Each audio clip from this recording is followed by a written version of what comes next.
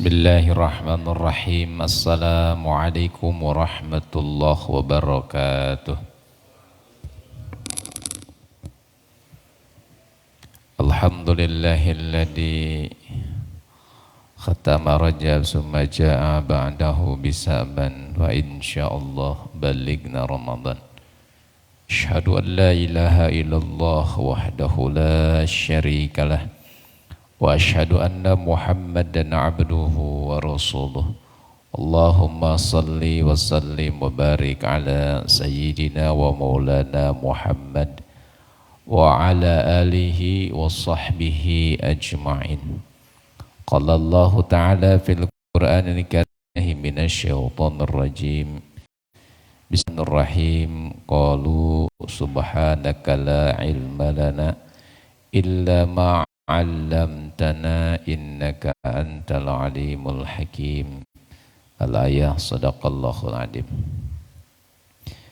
Jamaah salat subuh yang dirahmati Allah, pertama mari kita sama-sama panjatkan puja dan syukur kehadirat Allah Subhanahu wa taala atas kehendaknya kita dipertemukan Allah di dalam keadaan yang sangat baik ini. Semoga Allah selalu ridha pada kita. Selawat serta salam semoga senantiasa terlimpahkan kepada junjungan alam Habibana wa nabiyana wa maulana Muhammad sallallahu alaihi wasallam beserta sahabatnya, keluarganya, tabi'in tabi'atnya, dan kita semua selaku umat yang menganut ajarannya. Sebelumnya mari kita sama-sama berdoa pada Allah dengan fadilah suratul Fatihah untuk orang-orang yang kita cintai, guru-guru yang kita cintai, yang telah memberikan ilmunya kepada kita semuanya. Wabil khusus guru-guru khusus yang sudah memberikan ilmu hikam kepada kami, Kiai Enceng Patah, Kiai Komarudin dari Pesantren Al-Ma'mur, Kiai Haji Ahmad Bahid, Abah Guru Antono, Abah Guru Atma. Semoga beliau-beliau semuanya diberikan oleh Allah keberkahan,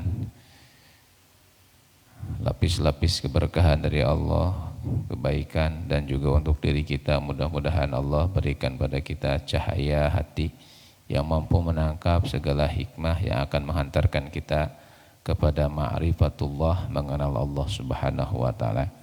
Mari kita sama-sama mulai kajian kita dengan membaca suratul Fatihah. Al-Fatihah. A'udzu billahi minasyaitonir rajim. Bismillahirrahmanirrahim. Alhamdulillahi rabbil alamin arrahmanir rahim maliki yaumiddin. Iyyaka na'budu wa iyyaka nasta'in. Ihdinas siratal mustaqim. Shiratal ladzina an'amta 'alaihim ghairil maghdubi 'alaihim waladdallin. Amin ya Allah ya rabbal alamin. Jamaah yang dirahmati Allah, bismillah kita akan melanjutkan kajian yang pekan lalu sudah kita bahas bersama-sama di maqalah 3334. Kemarin belum selesai, mudah-mudahan hari ini bisa kita selesaikan dua maqalah ini. Baik, saya ulang, mungkin saya langsung masuk ke artinya saja. Bismillahirrahmanirrahim. Di maqalah 33 Allah sampaikan, atau Syekh Ibnu Athaillah sampaikan, al-haqqu laisa bimahzubun wa inna mahjubun anta anin nadari ilaih. Yang maha hak Allah tidaklah terhijab. Yang terhijab adalah pandanganmu sehingga kau tidak bisa melihatnya. Ini poin kemarin ya. Jadi Allah yang maha hak itu tidak terhijab. Allah itu ad-dhahir. Yang terhijab, yang terhalang adalah pandangan mata hati kita untuk melihatnya. Kemarin kita sudah bahas bagaimana kita meyakini bahwa sesungguhnya Allah itu maha dhahir, terlihat, nampak jelas.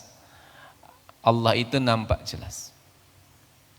Bisa kita lihat kapanpun, dimanapun, namun bukan dengan mata hati, mata dohir kita, tapi dengan mata batin kita.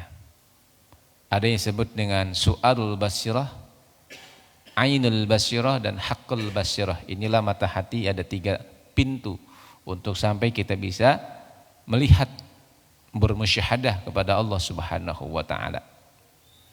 Nah, sekarang di makalah ke-34 itu adalah apa saja hijab, ya, halangan, sehingga yang hak, yang besar, yang halus, yang lembut, yang perkasa, yang kuasa, yang maha jamil, yang maha baik, yang maha kuat, yang maha pengampun itu terhijab. Apa yang membuat zat yang begitu sangat nampak itu terhijab? Hati kita tertutup. Apa penutupnya? Nah, di makalah ke-34 ini akan kita bahas bersama-sama insyaallah.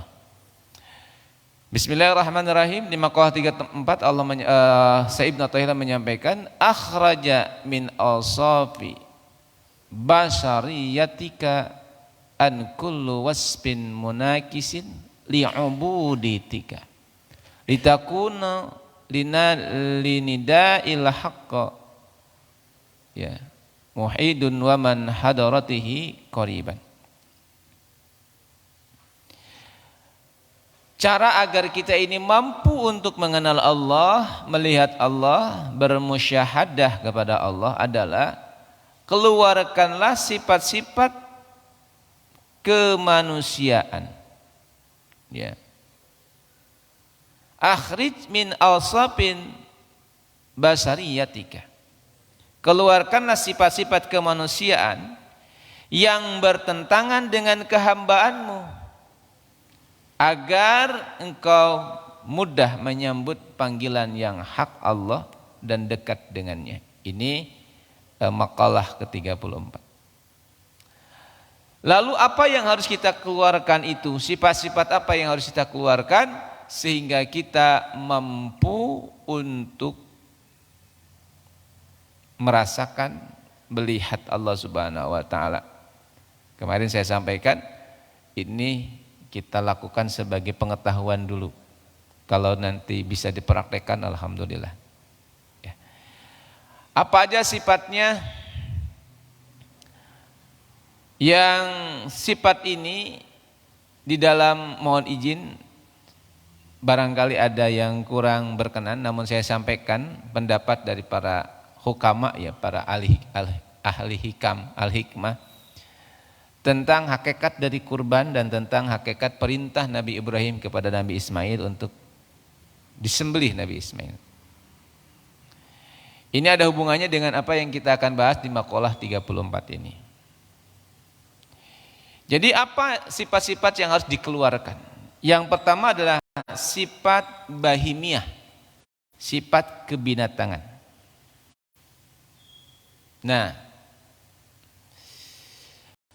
kita harus mampu untuk mengeluarkan sifat kebinatangan kita di dalam diri kita. Izin saya sampaikan sekali lagi sebagai pengetahuan, kalau masuk boleh dipraktekkan. Jadi kata para ulama, hakikat dari kurban itu, ketika Nabi Ibrahim bermimpi untuk menyembelih Nabi Ismail, maka ada sebuah pertanyaan, betulkah memang Allah menyuruh menyembelih Nabi Ismail? Padahal Allah itu Maha Pengasih. Masa Allah menyuruh menyembelih seorang manusia yang saleh? Itu pertanyaannya. Lalu mereka memahami makna dari ayat ini, walaupun secara syariat kita dipersilahkan untuk memahami secara zahir kita, secara syariat, yang memang Nabi Ismail disembelih. Namun secara syariat, untuk kita mendapatkan hikmah dari hakikat kurban itu, sesungguhnya yang diinginkan oleh Nabi Ibrahim kepada Nabi Ismail itu bukan menyembelih dirinya, tapi menyembelih sifat kebinatangan yang ada dalam dirinya. Maka perintahnya setelah itu diganti dengan menyembelih hewan bernama domba yang besar. Domba yang besar kan binatang. Nah, kata para ulama tasawuf, yang disebut dengan Ibrahim itu adalah maqam Ibrahim. Level diri kita berada di maqam Ibrahim. Yang mampu menyembelih Ismail atau dalam hal yang lain adalah menyembelih sifat kebinatangan dalam diri kita, dalam hal ini nafsu, itu hanya satu. Saat kita masuk kepada kesadaran level kehidupan yang disebut dengan maqam Ibrahim. Apa maqam Ibrahim itu? Ya tadi, inni wajjahtu wajhiya lilladzi fataras samawati wal ard hanifan muslima wa ma ana minal musyrikin. Bahwa kita ini menghadapkan diri kita kepada Allah dan kita bukan dari termasuk orang-orang yang musyrik. Inna salati wa nusuki wa mahyaya wa mati lillahi rabbil alamin. Dan kita ini adalah orang-orang yang sudah meyakini bahwa salat kita ini adalah pengabdian kita kepada Allah. Jadi hidup kita ini hanya untuk Allah. Maqam Ibrahim itu seluruh pikiran dan hati kita hanya untuk Allah. Dan di tempat inilah sifat kebinatangan kita bisa dikeluarkan. Jadi kan di sini ada kata-kata keluarkanlah sifat-sifat yang bertentangan dengan kehambaan. Namun selama diri kita masih, wajah kita ini, hati kita ini fokus kepada makhluk bukan kepada Allah, sulit sifat kebinatangan kita disembelih oleh kita, dikeluarkan, masuk lagi. Sehingga kata para ulama tasawuf, untuk bisa kita mengeluarkan sifat bahimiah kebinatangan yang ada dalam diri kita harus dahibun ila rabbi, menghadap Rabb. Karena di antara cara Allah, cara Nabi Ibrahim, maqam Ibrahim itu adalah waqala inni dahibun ila rabbi sayahdin. Ini kan awal sebelum ada penyembelihan Nabi Ismail ya. Ayat As-Saffat ayat 99. Waqala inni dahibun ila rabbi sayahdin. Sesungguhnya aku akan bertemu dengan Rabb, dahibun, menghadap Allah. Sehingga ketika kita ingin mengeluarkan sifat-sifat kebinatangan dalam diri kita, bahimia kita, cara yang terbaik adalah kita betul-betul menghadap Allah Subhanahu wa taala. Ini yang pertama. Jadi yang dikeluarkan yang akan menghijab kita ini sifat kebinatangan. Apa sifat kebinatangan itu? Rakus, ya serakah, syahwat, ego, ya, ego yang sangat tinggi, ingin menang sendiri, marah, itu sifat kebinatangan. Rakus dengan apa yang kita sukai, jadi rakus dengan apa yang kita suka. Kita suka uang, kita rakus betul-betul kalau bisa uang kita itu tidak berseri.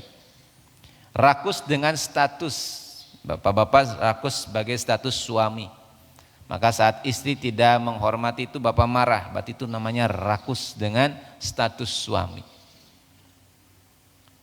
Istri tidak melayani, bapak kecewa, marah, cemberut, itu bapak rakus dengan status suami. Karena merasa nyaman ketika dilayani, pulang-pulang dikasih teh manis, nyaman sekali. Sekali saja istri itu lupa, kita marah, itu namanya rakus. Kenapa? Karena nyaman kita dilayani. Rakus status sebagai bapak, nasihatnya didengerin. Sekali-kali anak gak mendengarkan karena ditakdirkan Allah, kita marah. Nah itu ciri orang yang masih rakus. Rakus jabatan-jabatan di masyarakat sebagai ketua RT, ketua RW, sebagai apa, jabatan di perusahaan. Kita rakus, kita merasa bahwa kita yang layak untuk dihormati. Sehingga ketika ada orang yang tidak menghormati kita, kita mengatakan, lu tahu siapa gua? Ini namanya rakus dengan status sosial. Nah, ketika kita masih rakus dengan hal-hal seperti ini, hati kita tidak bisa melihat Allah. Padahal dikatakan di dalam Al-Quran, barang siapa di dunia ini a'ma, buta, bahwa fil akhirati a'ma, maka di akhirat buta. Artinya kita tidak bisa melihat. Sehingga kepentingan yang utama sebelum kita nanti dipanggil oleh Allah adalah kita bisa sampai, bisa wusul, bisa melihat, ya, bisa betul-betul yakin bahwa Allah itu memang ada. Bukan jarene, harus jarene ya. Jarene betul ya. Katanya Allah itu ada. Dari siapa katanya? Ya dari para guru saya bahwa katanya Allah itu ada. Kayak kita yang belum ke Ka'bah kan? Ka'bah itu ada, katanya ada. Karena kita belum sampai sana. Kalau bisa sebelum meninggal kita ke Ka'bah dulu agar tahu Ka'bah. Nah, itu kan harus disebut dengan kita mengenal Ka'bah beneran. Katanya Allah itu ada. Dari siapa? Dari guru-guru saya. Buktinya apa? Buktinya adalah ciptaannya. Kan gitu. Nah, sebisa mungkin kita ikhtiar. Ya, ini yang saya takutkan dan saya gelisahkan, Pak. Sebelum meninggal saya belum bisa bertemu Allah. Nah, kalau sebelum meninggal belum bertemu Allah, bagaimana di akhirat? Pasti tidak bisa bertemu Allah. Gitu ya. Nah, baik. Jadi sifat kebinatangan kita harus betul-betul kita ikhtiarkan, kita hilangkan, dan cara menghilangkannya dengan disembelih, dengan dikurbankan. Kalau saya dulu dapat pelajaran dari para guru itu, kenapa ada orang yang berani melukiskan buruk, ya. Tunggangan Rasulullah Mi'raj itu adalah kuda yang berkepala manusia. Pernah ya dengar itu ya? Itu kan berani melukiskan, padahal kan tidak begitu. Tapi kenapa berani melukiskan? Ternyata yang melukiskan itu filosofi yang sangat dalam. Jadi manusia itu definisinya adalah yang disebut manusia itu hanya dari leher ke atas. Sedangkan leher ke bawah sama dengan binatang. Suka makan, suka ego dan sebagainya. Ini kata guru saya dulu menyampaikan bahwa itu sesungguhnya bukan betul-betul buruk. Jadi tumpakan manusia itu adalah atasnya ruhiyah, atasnya adalah diri kita sebagai insan manusia dan bawahnya adalah kebinatangan. Ya, kalau kita ingin betul-betul menjadi manusia secara asli, maka betul-betul kita harus mampu menguasai yang dari leher ke atas sehingga yang bawah ngikut. Tapi dibalik, kalau seandainya muka kita yang manusia ini berubah semua menjadi binatang, maka dikatakan ulaika kal an'am balhum adall. Kita ini seperti binatang, bahkan lebih hina. Jadi potensi kebinatangan kita besar sekali. Maka kalau di dalam hikmah hakikat kurban menurut ilmu tasawuf begitu. Jadi yang disebut kurban itu menyembelih nafsu kita. Makanya kurban itu kan artinya dekat. Saat kita sudah mampu menyembelih ego kita, aku kita akan dekat sama Allah. Nah, ini yang pertama, nyuwun menjadi renungan mawon. Ya, renungan. Karena ini sekali lagi saya hanya menyampaikan bukan dari saya, dari guru saya. Ya. Itu sifat yang pertama, kebinatangan. Jadi sifat kebinatangan itu ego, rakus, ya, benci dengan yang tidak kita sukai. Bapak-bapak kalau masih benci sama orang, berarti bapak-bapak masih punya sifat kebinatangan dan terhijab. Masih punya benci Pak sama orang, Pak? Sama manusia?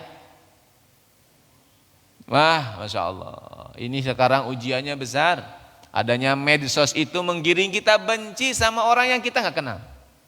Betul? Apunten. Ada kebencian kita ini. Lihat di medsos berita A, berita C. Itu godaan kita. Untuk akhirnya kita terhijab dari Allah. Kenapa? Muncul kebencian. Kok iso ya kayak ngono ya? Payah. Kita nggak kenal sama beliau. Betul? Maka hati-hati. Karena benci dengan yang tidak kita suka itu hijab, kotoran hati. Ya. Dan ini termasuk dari kebinatangan. Lihat ayam. Kalau misalkan ada makanan gitu ya, Dia diambil sama temannya kan langsung dia langsung marah, ngejar, dia pukul sama ayam tuh, sama ayam. Ya. Nah ini. Saat di dalam diri kita masih ada kebencian, artinya di dalam diri kita masih ada sifat kebinatangan dan keluarkan itu. Kalau kita ingin betul-betul mengenal Allah. Masih punya Pak kebencian? Kalau dari wajah-wajahnya sudah nggak punya ya insya Allah ya. Kalau di masjid. Tapi kalau keluar masjid saya nggak tahu. Harus hilang. Harus nggak punya kebencian. Lah orangnya yang mendolimi saya. Ya mendolimi nggak apa-apa. Asalkan kita nggak benci sama orang yang mendolimi. Karena sejatinya dia bukan mendolimi kita. Dia utusan Allah untuk melihat kita ini sejauh mana kapasitas hati kita. Ya. Ini. Jadi izinkan diri kita ini Bapak Ibu yang dirahmati Allah untuk menyadari bahwa di dalam diri kita ada sifat kebinatangan yang butuh kita keluarkan. Sifat benci kita harus kita hilangkan dan itu sulit. Jadi kalau kita masih banyak bahkan banyak sekali orang yang tidak kenal aja kita benci. Bahkan mohon maaf kalau kita ini orang yang hobi nonton bola.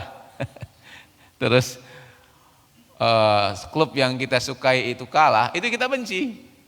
Payah ini. Itu saya lihat di tembok-tembok itu PSIS nyakiti aku. Kalah terus itu ada di tembok itu. Itu kan terjebak dengan kecintaan buta yang membuat akhirnya malah kita benci gitu. Dengan sesuatu seharusnya tidak kita benci. Dan akhirnya hati kita menjadi kotor. Gitu. Pernah Pak benci sama istri Pak? Pernah Pak? Bayangkan, istri melayani kita tiap hari, kita benci itu dari mana itu? Itu sifat kebinatangan begitu, logika hilang. Pernahkah kita kesal sama anak? Pernah? Pernah marah Pak? Bayangkan, itu sifat kebinatangan. Padahal kalau saya mau tanya, apakah anak kita dulu pernah berharap lahir ke dunia? Anak itu nggak pernah punya harapan lahir ke dunia, nggak pernah minta sama Allah lahir ke dunia. Yang minta lahir ke dunia itu bapaknya sama ibunya. Sampai doa-doa, nungging-nungging, nangis-nangis, ya Allah berikan saya keturunan. Berarti sebetulnya yang harus berterima kasih itu orang tua apa anak? Ini juga kebalik-balik biasanya. Kamu itu harus berterima kasih kepada bapak. Kalau anaknya pintar, memang saya berharap lahir ke dunia. Enggak. Yang mengharapkan lahir ke dunia itu adalah orang tua. Maka memang orang tua tanggung jawab betul anak itu nanti jadi apa orang tua. Hati-hati loh Pak. Betul? Hati-hati. Karena yang mengharapkan lahirnya anak itu kita, bukan anak. Maka mujahadah panjenengan harus lebih kenceng ketika punya anak. Tanggung jawabnya besar sekali. Karena mereka nggak pernah berharap lahir ke dunia. Nah tiba-tiba kita marah sama anak, lucu. Itulah kebinatangan, memutar logika. Betul Pak? Izin ini juga sifat kebinatangan nih. Mana yang duluan menurut Bapak saat lahir ke dunia? Mendengar apa berbicara? Saat kita lahir ke dunia, mana yang duluan? Mendengar apa berbicara? Kenapa anak menangis saat lahir ke dunia? Karena dia mendengar. Maka kata-kata Syekh Abdul Qadir Jailani dalam kitabnya, manusia itu diawali dengan mendengar, baru dia bicara.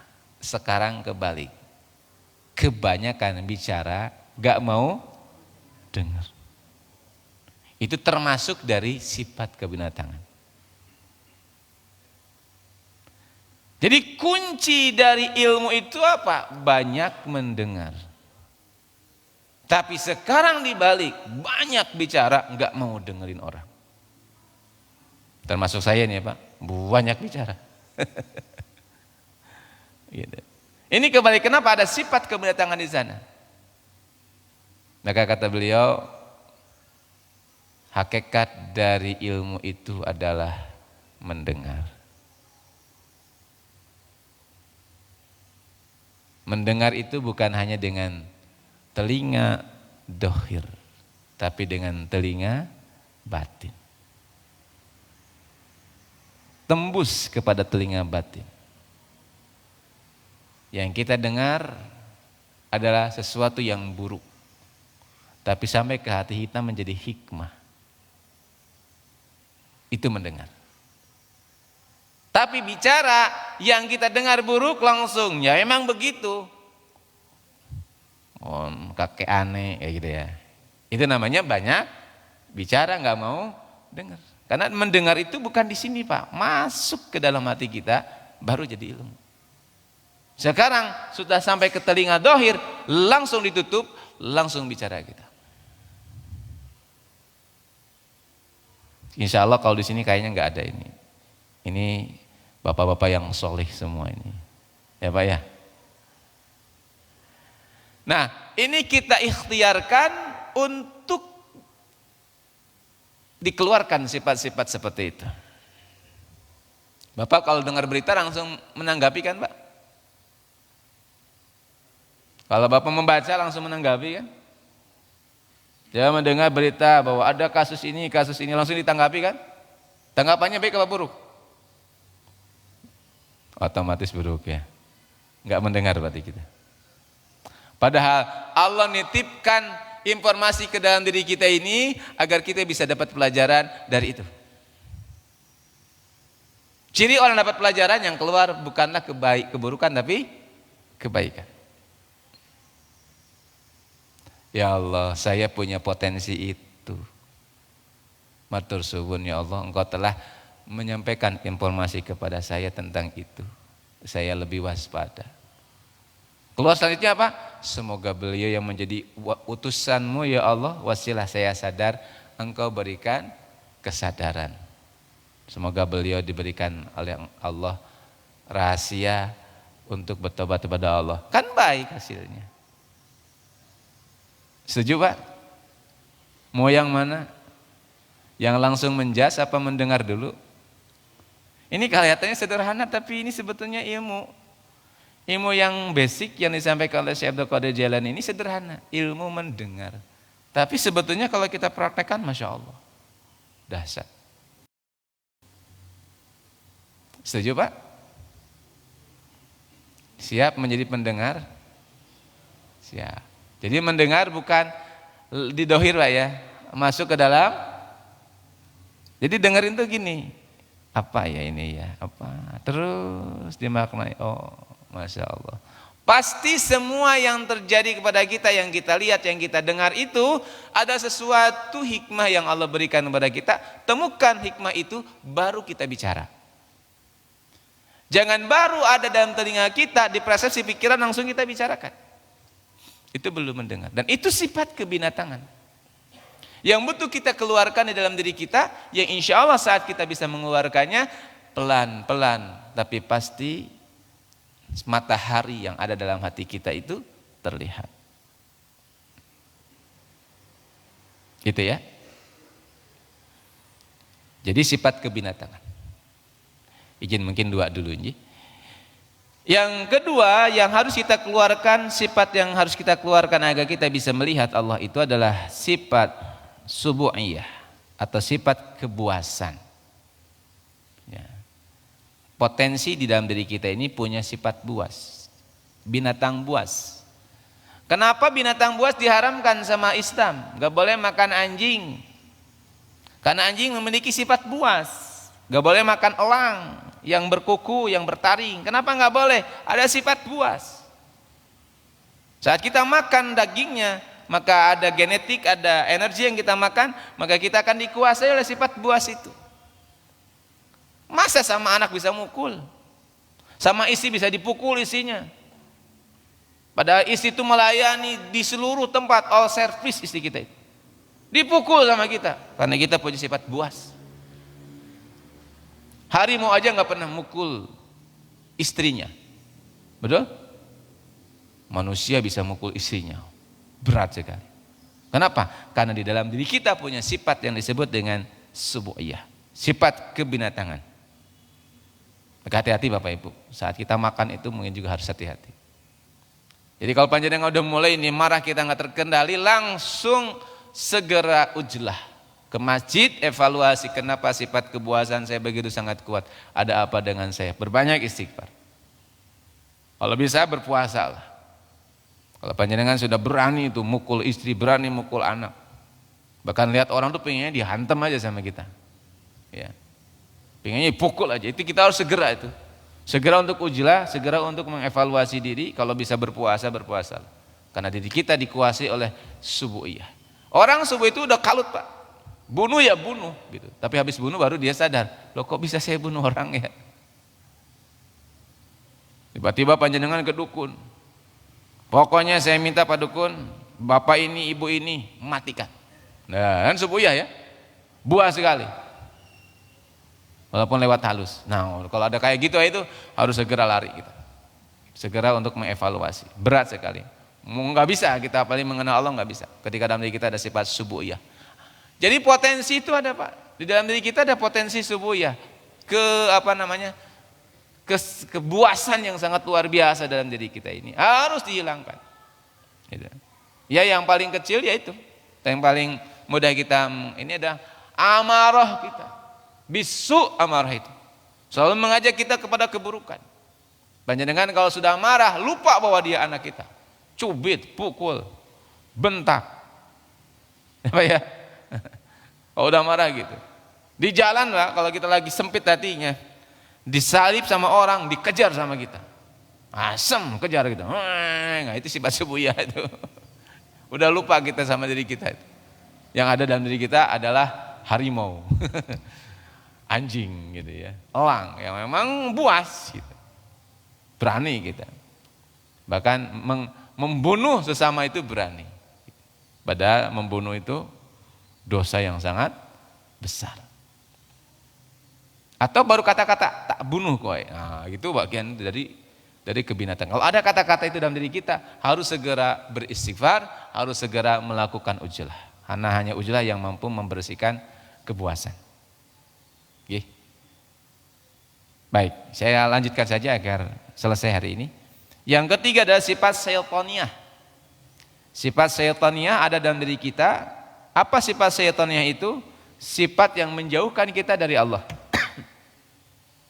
Jadi kelalaian itu sifat syaitaniyah. Ya. Membenarkan sesuatu yang salah sifat syaitaniyah. Saking kita cintanya dengan syahwat dan kemaksiatan, kita nyari dalil-dalil yang membolehkan itu. Ah boleh, nggak apa-apa, ini ada dalilnya. Itu sifat syaitaniyah. Ya. Jadi sifat yang membuat kita ini jauh dari Allah. Penyangkalan, pembangkangan, protes. Panjenengan ada sesuatu yang jadi kita sukai, protes. Yang paling mudah adalah saat kita sedang sibuk, sedang betul-betul pingin keburu-buru sampai ke kantor atau kemana karena ada janjian, di jalan macet. Nah itu kita protes. Aduh gimana sih malah macet sampai mukul-mukul meja atau mukul kursi. Macet tut. Itu sifat kesetoniah. Tidak menerima keadaan. Pernah gitu Pak? Pernah apa sering? Itu kehijab kita. Tidak bisa melihat Allah. Kita sering begitu. Kita sering kecewa sama anak. Kita sering membangkang dengan realita. Kenapa saya nggak punya uang? Nah, itu pembangkangan itu adalah sifat syaitaniyah. Tanpa sadar kita sering membangkang. No kok iso? Nah, gitu ya. Kok bisa kayak gini? Sifat pembangkangan. Ini akan menghijab kita. Nah, yang keempat adalah sifat rabbaniyah, sifat ketuhanan. Apa? Pingin dihormati, nyaman dihormati, ya. Cinta kedudukan, itu rabbaniyah. Menghalalkan segala cara agar kedudukannya tidak diambil orang. Misalkan bapak-bapak jadi ketua RT, itu sudah kasak kusuk, besok saya dipilih lagi ya sebagai ketua RT ya. Karena beliau cinta akan penghormatan sebagai suka itu rabbaniyah. Dan cinta kedudukan itu, orang yang cinta kedudukan tidak bisa melihat Allah, tidak bisa wusul pada Allah. Kenapa? Karena itu hijab. Karena rabbaniyah itu milik siapa? Allah. Kalau itu didudukan sama Allah berbeda ya. Didudukan misalkan didudukan, dia nggak mau tapi didudukan itu berbeda. Dengan orang yang meminta untuk didudukan. Nah, mohon maaf sekarang sistem kita, sistem demokrasi kita ini memberikan fasilitas pada orang untuk meminta. Pak, pilih saya Pak ya. Insya Allah kalau saya dipilih, Bapak sejahtera. Berarti melatih kita untuk cinta kedudukan. Bahkan siap mengeluarkan sekian banyak uang untuk mendapatkan kedudukan itu. Gitu. Nah, ini kalau ada di sini ada calon-calon wali kota apa bupati di sini ada? Wali murid. Kalau ada, nggak apa-apa, ikuti demokrasi itu, tapi hati kita tidak ke sana. Hati kita tetap kepada siapa? Allah. Tidak cinta kedudukan, dan kedudukan kalaupun ditakdirkan Allah kasih kedudukan, ya kedudukan itu untuk mendekatkan diri kepada Allah. Ini 4 hal yang bisa saya sampaikan di pagi ini. Ngapunten belum selesai, berarti besok kita lanjut nih di pekan ke depan masih bicara tentang hijab hati. Demikian bisa saya sampaikan Bapak Ibu. Kita tutup dengan bacaan hamdalah bersama-sama. Alhamdulillahirabbil alamin. Subhanakallahumma wa bihamdika asyhadu an la ilaha illa anta astaghfiruka wa atubu ilaik. Ya Latifu ya Latif, ya Latifu ya Latif, Allah ya Latifu ya Latif, ya Latifu Allah, Allah la ilaha illallah, la ilaha illallah, Allah la ilaha illallah, la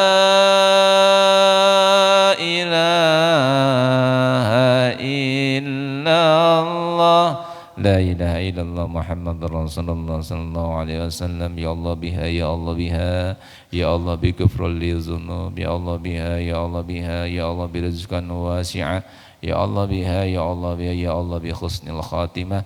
Walhamdulillahi rabbil alamin. Assalamualaikum warahmatullahi wabarakatuh.